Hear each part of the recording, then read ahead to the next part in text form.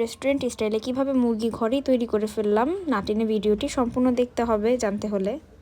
Hi everyone, I hope all are doing good. প্রথমে আমি কিছু মুরগি নিয়ে নিয়েছি, সেগুলোকে সুন্দর করে ওয়াশ করে নিয়ে নিয়েছি, দেখতেই পাচ্ছ তোমরা বরাবরের মতো।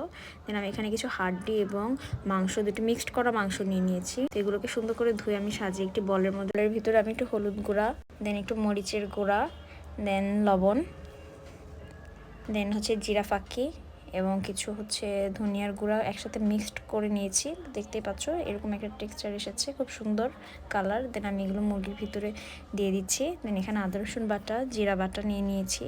দেন আমি টমেটো কেচাপ নিয়েছি, দেন সয়া সস নিয়েছি পরিমাণ মতো। দেন আমি একটু লেবুর টুকরো নিয়েছি যাতে স্মেল চলে যায় এবং টেস্টকে আরও বাড়িয়ে দেয়। দেন ভালোভাবে মিক্সড করতে হবে যেন মশলাগুলো ভিতরে যায়, ঠিক এভাবে আমার মতো মিক্সড করতে হবে। দেন কিছুক্ষণ আমি ম্যারিনেট করে রাখবো।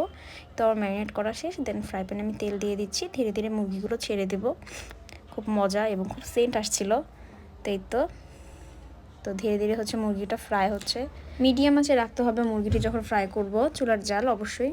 দেন আমার ফ্রাই করা শেষ, মুরগিগুলো কিছুটা পুড়ে গিয়েছে। দেন আমি কিছু ডেকোরেট করে নিচ্ছিলাম পেঁয়াজ দিয়ে। মুরগির সাথে নান রুটি নিয়েছিলাম বাইরে থেকে এনে। তো এই তো হচ্ছে ফাইনাল লুক আমার কুকিংয়ের। তো অনেক টেস্টফুল হয়েছিল। অবশ্যই কেউ যদি রিক্রিয়েট করে থাকো আমার রেসিপিটি মেনশন দিতে ভুলবে না। দেখা হবে নেক্সট কোনো ব্লগে। টাটা।